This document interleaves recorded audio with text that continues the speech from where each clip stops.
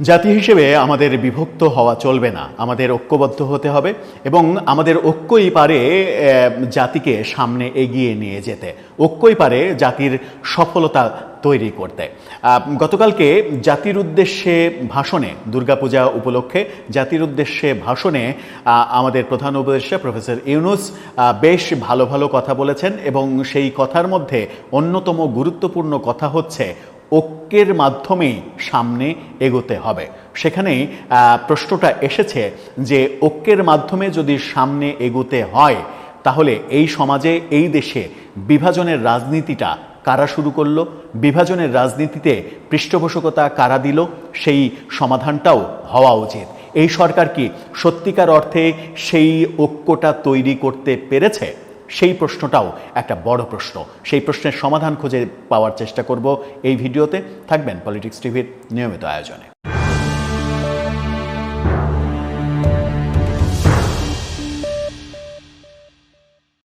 দর্শক, বলছিলাম দুর্গাপূজা উপলক্ষে সনাতন ধর্মের মানুষদের শুভেচ্ছা জানিয়ে কথা বলেছেন, গতকালকে ভিডিও বার্তা দিয়েছেন প্রধান উপদেষ্টা প্রফেসর ইউনূস।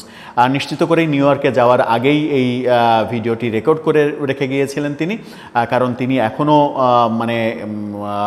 তার পথে আছেন, আমেরিকা থেকে উড়াল দিয়েছেন, আজকে হয়তো তিনি দেশে এসে পৌঁছাবেন। সেরকম অবস্থায় তিনি বলেছেনও যে জাতিসংঘ অধিবেশনে যোগদানের জন্য আমি সশরীরে আপনাদের মাঝে উপস্থিত থাকতে পারলাম না, কিন্তু আপনাদেরকে শুভেচ্ছা জানাচ্ছি এবং সবাইকে নিয়ে একসঙ্গে চলার কথা বলেছেন।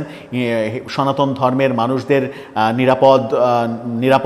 নিরাপদ একটা বলয় তৈরি করার কথা বলেছেন এবং এই উৎসবটা যেন ঝঞ্ঝাট মুক্ত হয়, কোনো ধরনের বিশৃঙ্খলা যেন না হয়, সেই ব্যাপারে আইন শৃঙ্খলা রক্ষাকারী বাহিনী সচেতন আছেন, সেই কথাও বলেছেন। এখন পর্যন্ত দশমীর দিন বলাই যায় যে এখন পর্যন্ত এবারের পূজাতে সেই ধরনের কোনো নৈরাজ্যকর পরিস্থিতি আমরা দেখিনি। যদিও পুলিশের ভাষ্যমতে, গতকালকে আমি পুলিশের আপডেট জানতাম, 19 জনকে বিভিন্ন ঘটনায় গ্রেপ্তার করা হয়েছে। পূজাকে কেন্দ্র করে বিভিন্ন রকমের কর্মকাণ্ড করার জন্য 19 জনকে গ্রেপ্তার করা হয়েছে, কিন্তু সেটা খুবই কম। একেবারে স্বীকার করতেই হবে যে এবারের পূজা উপলক্ষে প্রথম গাজীপুরে একটা প্রতিমা ভাঙার ঘটনা ঘটেছে, 2-3টা প্রতিমা ভাঙার ঘটনা ঘটেছে। বিগত বছরগুলোর চাইতে এবারের এই দুর্গ উৎসবটা বেশ নিরাপদ ছিল, সেই ব্যাপারে সরকার বেশ সফল হয়েছে, এটা বলতেই হয়। এটা বলে নিয়ে যে আলোচনাটা করতে চাই সেটা হচ্ছে প্রফেসর ইউনূস মূলত যে কথার উপরে গুরুত্ব দিলেন। কি কথার উপরে গুরুত্ব দিলেন তিনি মূলত বলতে চাইলেন, গণমাধ্যমের শিরোনামটা আপনারা দেখে নিতে পারেন, সেখানে তিনি বলতে চাইলেন নিজেরা বিভক্ত হয়ে গেলে আমরা জাতি হিসেবে উন্নতি করতে পারবো না। খুবই গুরুত্বপূর্ণ কথা, আলোচনা বড় করব না, তার এই গুরুত্বপূর্ণ কথার সামান্য একটু বিশ্লেষণে যায় চলুন। নিজেরা যদি বিভক্ত হয়ে যায় তাহলে জাতি হিসেবে আমরা উন্নতি করতে পারবো না, এই কথা তিনি যখন বলছেন তখন আমরা দেখেছি যে বিগত সরকার পতনের পরে, গত বছর 5 আগস্ট সরকার পতনের পরে 3 দিন দেশে কোনো সরকার ছিল না। ভালো কথা, ওই 3 দিনে যে নৈরাজ্যকর পরিস্থিতি তৈরি হয়েছে সেটার জন্য এই সরকারের কোনো দায় নেই। সেটা একটা দীর্ঘ সময়ে যারা নিপীড়িত হয়েছেন, শোষিত হয়েছেন, বঞ্চিত হয়েছেন, তাদের মনে জমে থাকা ক্ষোভের বহিঃপ্রকাশ ঘটেছে, সেইভাবেই সেটা মেনে নেওয়া গেল। কিন্তু 8 তারিখে যখন সরকার শপথ নিলেন, প্রফেসর ইউনূসের নেতৃত্বে সরকার শপথ নিল, তাহলে 9 তারিখ থেকে আজকে পর্যন্ত, এই অক্টোবরের 2 তারিখ পর্যন্ত দেশে যা কিছু ঘটেছে, যদি নৈরাজ্যকর কোনো কিছু ঘটে থাকে তাহলে তার দায় নিশ্চয়ই এই সরকারের উপরে বর্তায় এবং সেই দায় যদি বর্তায় তাহলে আমাদেরকে একটু বিশ্লেষণ করতে হবে যে এই 8 তারিখের পর থেকে, গত বছরের আগস্টের 8 তারিখের পর থেকে আজকে অক্টোবরের 2 তারিখ পর্যন্ত এই সময়টাতে আমরা কি সরকারের পক্ষ থেকে ঐক্যের যে বার্তা, ইনক্লুসিভ পরিবেশের যে বার্তা, অহিংস যে মেসেজ, হিংসা ছড়ানো যাবে না এই যে মেসেজ, এই মেসেজটা কি সরকারের পক্ষ থেকে আমরা পেয়েছি? উত্তর হচ্ছে পাইনি। বরং সরকারের বিভিন্ন স্টেক হোল্ডার বিভিন্ন ধরনের কথা বলেছেন, বিভিন্ন ধরনের সংলাপ ছেড়েছেন, বাক্য ছেড়েছেন, যে কথাগুলো এক ধরনের হিংসা হিংসাকে উস্কানি দেয়, হিংসা উস্কে দেয় সমাজে এবং হিংসার রাজত্ব কায়েম হওয়ার একটা পরিবেশ তৈরি করে।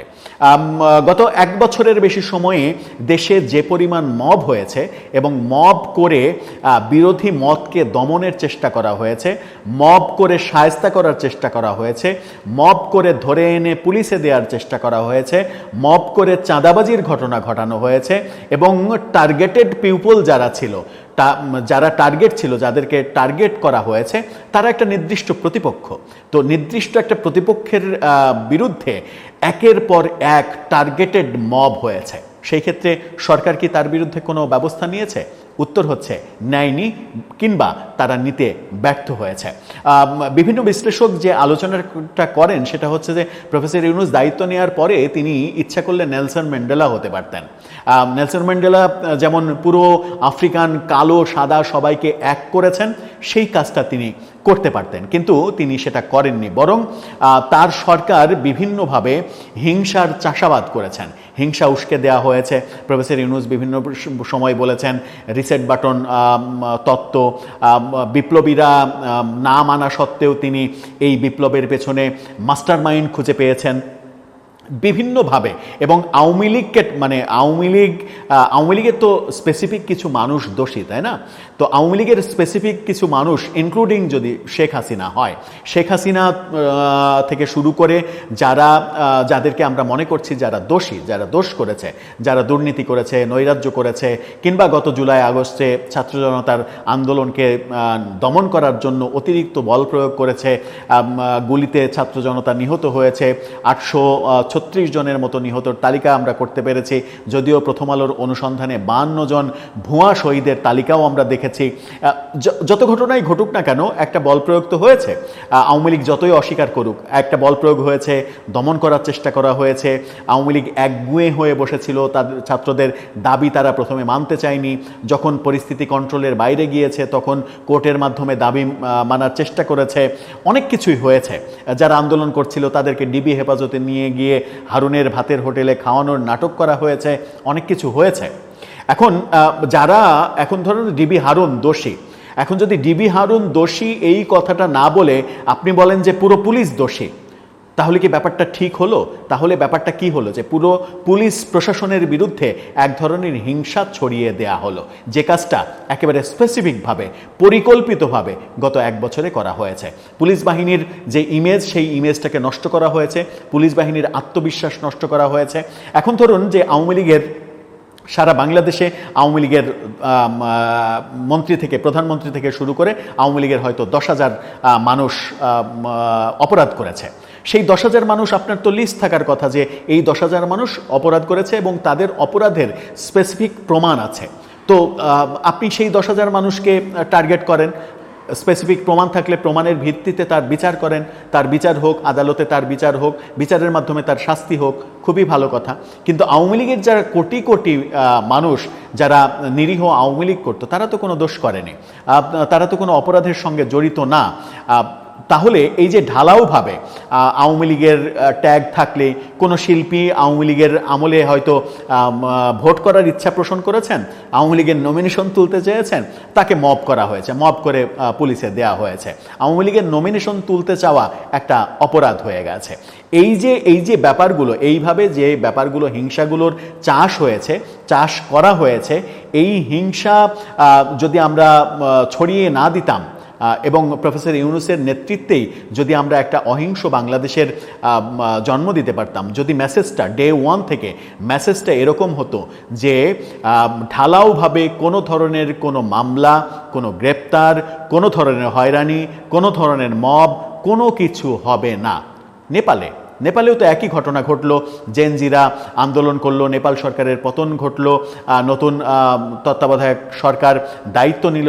তো নেপালে কি সেই ঘটনার পরে, মানে তত্ত্বাবধায়ক সরকার দায়িত্ব নেওয়ার পরে নেপালে কোনো নৈরাজ্য হয়েছে? নেপালে যারা ক্ষমতাসীন ছিল তাদের উপরে কোনো নৈরাজ্যকর ঘটনা ঘটেছে? ঘটেনি। তো তাহলে আমার বাংলাদেশে ঘটলো কেন? ঘটতে দেয়া হলো কেন? আমি চাই ইচ্ছা করলেই যেখানে নেলসন ম্যান্ডেলার মতো হতে পারতাম, অনেক বড় একটা একটা কি বলবো যে একটা একটা আইকনিক সিদ্ধান্ত নিতে পারতাম, পৃথিবীর কাছে একটা বার্তা দিতে পারতাম যে আমরা সত্যিকার অর্থেই যে দুর্নীতি, যে কুশাসন, সেই কুশাসনের আমরা একটা পরিসমাপ্তি চাই, একটা সুশাসন তৈরি করতে চাই যেখানে ভালোবাসা থাকবে, ভালোবাসা হবে আমাদের ঐক্যের সুর। সেখানে একটা খুব সিম্পল মানে আহ্বান থাকতে পারত যে যারা অপরাধী না তারা কোনো ধরনের কোনো মানে নিপীড়নের শিকার হবে না, মিথ্যা মামলার শিকার হবে না, মবের শিকার হবে না। যারা এই ধরনের করবে, মিথ্যা মামলাবাজি করবে, যারা মব করবে, যারা চাঁদাবাজি করবে, যারা হেনস্থার চেষ্টা করবে, তাদের বিরুদ্ধে সরকার ব্যবস্থা নেবে। এবং আসুন আমরা সবাই মিলে, আপনি আপনার দলের যারা দোষী তাদেরকে বাদ দেন, বাদ দিয়ে দল হিসেবে আসেন, আমরা একসাথে কাজ করি, একসাথে কাজ করে বাংলাদেশটাকে এমন একটা পর্যায়ে নিয়ে যাই যে বাংলাদেশ একটা নতুন পথ দেখবে। সেই আহ্বান জানানো যেত, কিন্তু সেই আহ্বান জানানো হয়নি। সেই আহ্বান জানানোর পরিবর্তে আমরা যেটা করেছি সেটা হচ্ছে যে কবর রচনা করতে চেয়েছি। এখন আপনি শেখ হাসিনা দোষ করেছে, শেখ হাসিনা দোষ করার কারণে আপনি যদি আওয়ামী লীগের কবর রচনা করতে চান, তাহলে কোটি কোটি মানুষ যারা আওয়ামী লীগ করেন কিংবা আওয়ামী লীগের সমর্থক কিংবা আওয়ামী লীগকে ভোট দেন, সাংবাদিক মাসুদ কামাল এক সাক্ষাৎকারে বলছিলেন যে বাংলাদেশের অন্তত 1 কোটি মানুষ আছে যারা জীবনে কখনো আওয়ামী লীগ ছাড়া অন্য কোনো প্রতীকে ভোট দেয়নি। ধরে নিলাম যে সেই 1 কোটি ভোট আওয়ামী লীগের, সেই 1 কোটি মানুষের জন্য আপনি কি বার্তা দিয়েছেন? বার্তা দিতে পেরেছেন কি? পারেননি। জাতীয় পার্টির অফিস একের পর এক সারা দেশে ভাঙচুর হয়েছে, আগুন দেওয়া হয়েছে, মব তৈরি করা হয়েছে। যারা করেছে তাদের তো আমরা সবাই চিনি, তাদের বিরুদ্ধে কোনো ব্যবস্থা কি নেওয়া গেছে? যখন ব্যবস্থা নিতে গেল আইন শৃঙ্খলা রক্ষাকারী বাহিনী, তখন আইন শৃঙ্খলা রক্ষাকারী বাহিনী সেনাবাহিনীকে অভিযুক্ত করে নানা ধরনের প্রপাগান্ডা এবং আবার জাতীয় পার্টি নিষিদ্ধ করো, 14 দল নিষিদ্ধ করো, সবাইকে নিষিদ্ধ করো। সবাইকে নিষিদ্ধ করার মাধ্যমে আপনি যদি 30-40% জনগণের প্রতিনিধিত্বকারী এক রাজনৈতিক দলগুলোকে সাইড করে দেন, 50-60% জনগণের প্রতিনিধিত্বকারী দলগুলোকে নিয়ে যদি আপনি একটা ঐক্য করেন, তাহলে সেই ঐক্যটা কি ইনক্লুসিভ ঐক্য হলো? সেই ঐক্যটা কি বাংলাদেশের সবাইকে নিয়ে ঐক্য হলো? হলো না। তার মানে উদ্যোগটা আমরা সরকারের পক্ষ থেকেই নিতে পারতাম। সেই উদ্যোগটা যদি নিতে পারতাম তাহলে একটা ভালো বার্তা দিতে পারতাম। এখন বলতে পারেন যে তারা এই করেছে, তারা ওই করেছে, তারা এই খারাপ ওই খারাপ, হ্যাঁ বলাই যায়। কিন্তু আপনি যদি মনে করেন যে ইটটি মারলে আপনাকে পাটকেলটি মারতেই হবে, তাহলে আপনার বলার অধিকার থাকে কি না ইট যে মারল তাকে অপরাধী, যে খারাপ কাজ করেছে তাকে আপনি তখনই অপরাধী বলতে পারেন যখন তার করা খারাপ কাজের উদাহরণ আপনি নিজে তৈরি করবেন না। শেখ হাসিনা হিংসা ছড়িয়েছে, শেখ হাসিনা বিদ্বেষ ছড়িয়েছে, শেখ হাসিনা বিএনপিকে নির্যাতন করেছে, বিএনপিকে রাজনীতি করতে দেয়নি, জামাতকে রাজনীতি করতে দেয়নি, সেটা শেখ হাসিনার ভুল ছিল। তো শেখ হাসিনার ভুল যদি ছিল এটা মনেই করি আমরা, তাহলে একই কাজ যদি আমি করি, তাহলে শেখ হাসিনার থেকে আমার পার্থক্যটা কি তৈরি হলো কিংবা তৈরি করতে পারলাম আমরা? সেখানেই বিভেদের একটা রেখা টেনে দিলাম। সুতরাং একেবারে রাষ্ট্রের সর্বোচ্চ পর্যায় থেকে রাষ্ট্রের নিম্ন পর্যায় পর্যন্ত, তৃণমূল পর্যন্ত যদি আমি বিভক্তির রেখা টেনে দিই, কিন্তু মুখে যদি বলি যে ঐক্য ছাড়া সামনে এগোনো সম্ভব না, ঐক্য ছাড়া সমৃদ্ধি সম্ভব না, তাহলে আমার মনে হয় যে এক ধরনের দ্বিচারিতা হয়।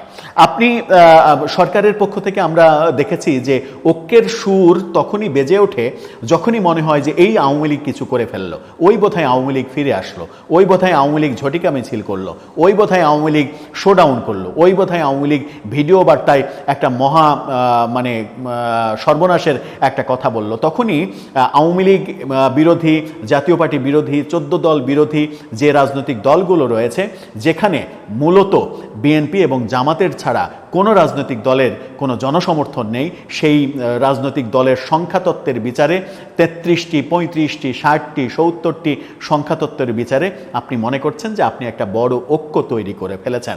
আদতেও কি সেটা ঐক্য হলো? একটা জুজুর ভয়ে যাদেরকে নিয়ে আমি ঐক্য তৈরি করার চেষ্টা করছি, তারা তো সমাজের একটা খণ্ডাংশের প্রতিনিধিত্ব করে, সমাজের সবার প্রতিনিধিত্ব করে না। এখানেই একটা বড় প্রসঙ্গ, সেটা হচ্ছে যে আমরা ঐক্যের সুরটা আসলে বাজাতে পারিনি, ঐক্যের বাঁশিটা বাজাতে পারিনি। ঐক্যের বাঁশিটা যদি বাজাতে পারতাম তাহলে একটা উদাহরণ দিয়ে কথাটা শেষ করব। আমরা দাবি করি আমরা 92% মুসলিমের দেশ, অথচ নবীর শিক্ষা থেকে আমরা কোনো উদাহরণ তৈরি করতে পারি না। নবীর শিক্ষা কি?